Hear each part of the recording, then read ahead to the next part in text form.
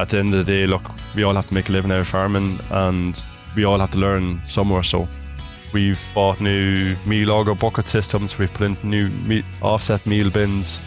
We've reduced labour there from feeding meal from 2 hours a day down to half an hour a day. These are just very simple things that we've done that makes our life very easy. And look, when you have a good setup, you have time to do other jobs. Hello and welcome to the Beef Edge, the Teagasc DairyBeef podcast, for all your latest news, information and advice for Irish beef farmers. I'm Catherine Egan, and this week I'm joined by DairyBeef 500 farmer Charlie Smyth from County Cavan to give an insight into his dairy calf to beef system and the upcoming farm walk taking place. Charlie, you're very welcome. Can you give an overview of your farming system? For the past 6 years, we changed our farm policy. So we got involved in the calf to beef enterprise. I had just finished up food and agribusiness management in UCD, and I'd previously studied sustainability in ag in Dundalk. So I was ready for my next pursuit. So the farm has 60 hectares. It's split up into 5 blocks with a poultry farm on the out block. So we are a spring-born steer and heifer system in place, rearing 100 calves per year. And in the springtime, we would purchase calves at around 4 weeks of age, generally from farms with good health programs. We look at the CBVs and we try and compare that to different breeds. So we generally like to buy calves that are dairy beef with a good genetic profile. And of the 100 calves that you reared, how did you source them and how are they reared up to weaning? So the calves they all arrive on our farm by collection. So we would generally go off in the afternoon, pick calves up on farms after we would have viewed them initially. We kind of like picking calves up in the afternoon because they would have got their morning feed. They're more relaxed in the afternoon. They're more settled, being moved by trailer.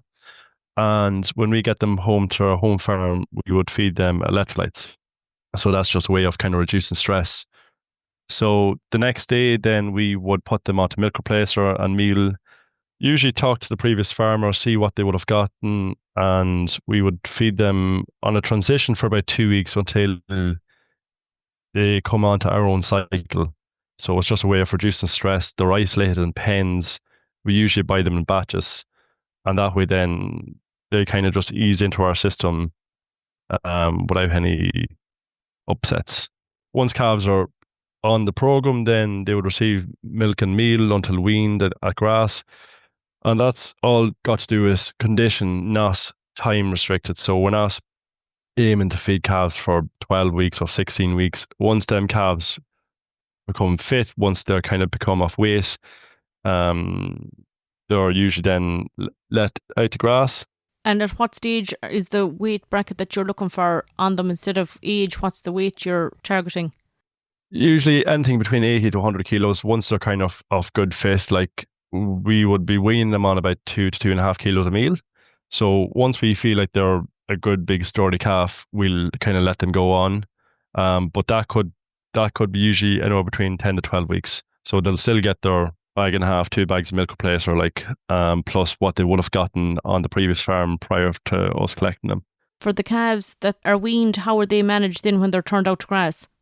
Before they go out to grass, calves would usually get vaccines in the shed. So we'd come along I can give calves IVR, it's an intranasal, a week after arrival on the farm for bovine for pneumonia, and also the intranasal booster for the IBR. So they'd both get them vaccines after about 4 weeks on the farm, and then they'd also get the boosters at 8 weeks. And then once calves go to grass, then they'd receive Shanox for coccidiosis. Now we'd usually leave this 2 weeks after they go to grass so that they can get a certain level of exposure at grass, so that, if we were to vaccinate straight away, they'd have no resistance to any exposure. So we give them that 2 weeks. So yeah, once they go to grass, calves are weaned, they're fed meal daily outside, and they're strip grazed daily. So they get moved daily onto fresh grass. We put backing fences up so they don't get any. It reduces the burden on parasites in the ground. So we just keep them moved, keep them on fresh grass. And the way the farm is set up, we have housing beside all the fields. So generally, if it was forecasting heavy rain, we'd put calves in at night and just feed them straws as a feed and let them out the next day, because one bad night's rain can destroy calves, especially in the early summer months when you've that fluctuation of very warm, very mild weather. So we have them kind of facilities at our disposal. That's a great help, Charlie. And how are they being managed now in the coming weeks? How much meal are they on, and how will they be managed for the next few months at grass? Yeah, I've been managed at grass. So we would give them about 2 kilos. We're probably building up to 2 kilos of grass of meal at the minute, because the grass is so lush and the grass is growing that much at the minute that 2 kilos of meal would just be enough. Kind of, you're trying to find that balance there between them getting good gut fill and getting a good kind of making sure they're all thriving on it, that the lush grass isn't affecting their system too much. So if we do see that, like, we'd cut back on the meal just to make sure that they're doing their best at grass. Grass is still the cheapest commodity we have, like, so you have to kind of keep pushing that. And especially with the paddock system. So with the calves, it's not bad. Like, this year we got in new water drinkers. We put in 24 new water drinkers this year on the farm. So that made our paddock system very, very good. All our ground is fenced and all the hedges are coppiced. So with the exception of the home farm not fenced fully yet. So it's just good. Like, having good infrastructure like, when you're moving calves, it just makes life very easy. Because without it, then it can be quite difficult. With all them drinkers, it's made a huge improvement to the paddock system, Charlie. What size paddocks and what size group of calves do you operate? And then I suppose yearling stock, that'll be a different group size and paddock size. So we have 7 mobs of cattle. So because the farm is fragmented into 5 different blocks, it can be tricky to manage animals without a good infrastructure. So last year we put in 7 drinkers. This year we put in 24 drinkers. Terra Water Services, they put them in underground piping. There are 150 gallon drinkers in all the fields. So with the calves, they're strip grazed. They'll just move daily, back in fences, like I said. Clean access to clean water. It's paramount to have clean access to water, like, because you've less problems with parasites or diseases or any infections in the ground. And then, yeah, so we aim, like, I suppose we have different policies on the farm and they're working well for us. So we aim to only move animals twice per year, especially in the bigger cattle. So if we're TB testing, we generally TB test in the spring and in the autumn when animals are in housing. And this is less stress on moving animals in stock.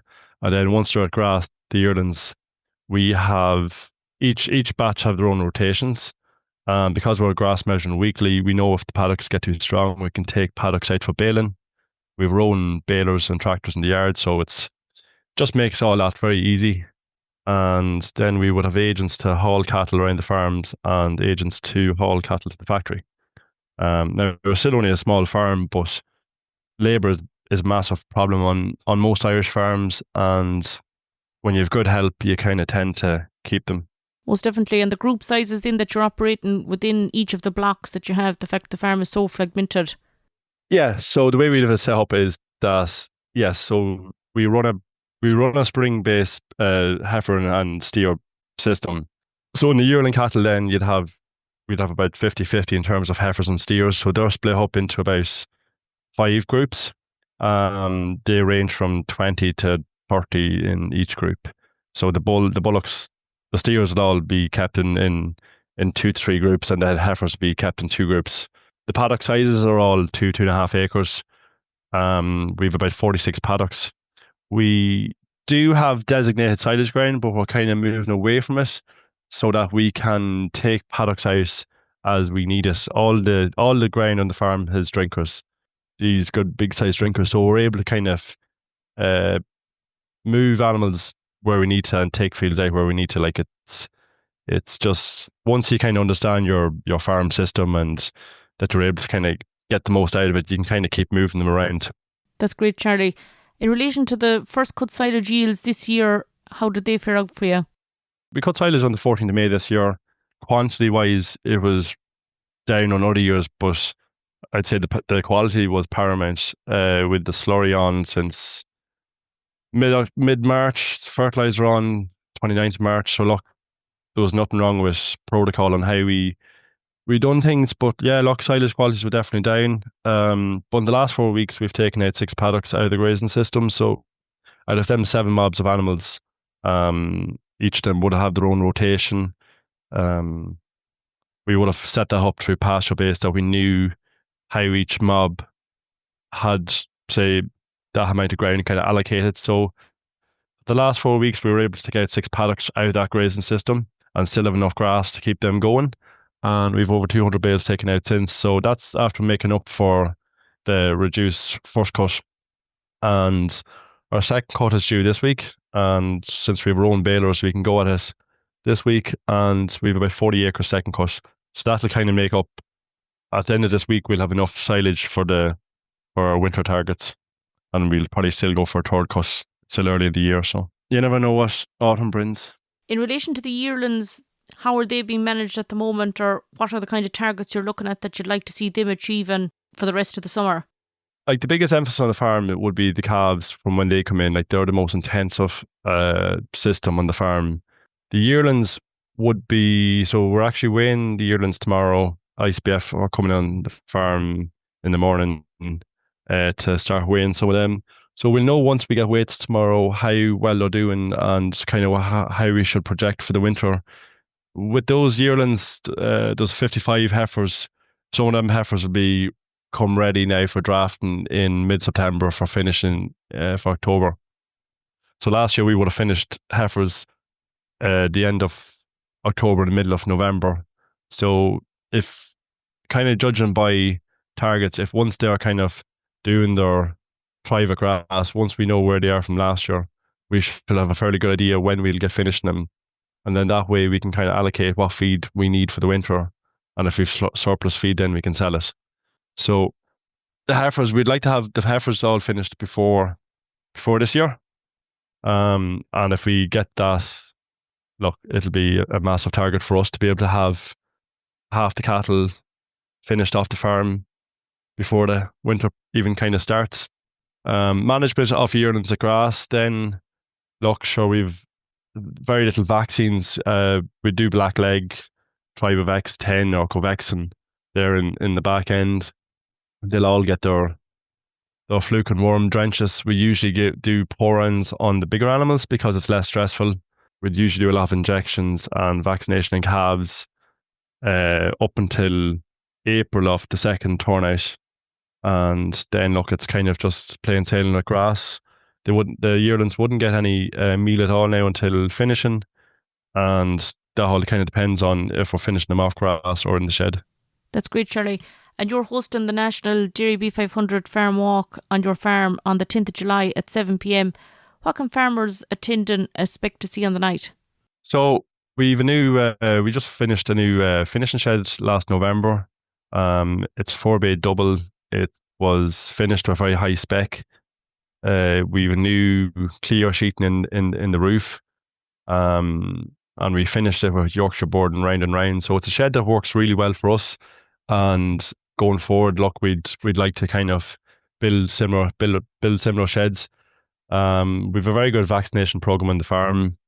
Vaccination is paramount to our success in buying calves. Like we buy calves from a lot of local farms, but we don't mind going to the mart because the program that we use is quite strict. Look, all the financial performance from the farm for the last couple of years will be on display. So anybody with any questions on the night can feel free and ask. Look, it's at the end of the day, look, we all have to make a living out of farming, and look, we all have to learn somewhere. So these walks and talks can be great. Look, you always pick something up, you always see something different. We've bought new meal auger bucket systems. We've put in new meal bins, offset meal bins. We've reduced labour there from feeding meal from 2 hours a day down to half an hour a day. These are just very simple things that we've done that makes our life very easy. And look, when you have a good setup, it just makes you have time to do other jobs. And look, farmers can come and see what they like, and hopefully it'll be a great evening. That's great, Charlie. Thanks very much. Lots to see on the night. That's Thursday, the 10th of July at 7 p.m. Thanks, Charlie. Thanks, Catherine. And just to let you know, the Irish Grassland Association sheep event will take place next Tuesday, the 8th of July at 6 p.m.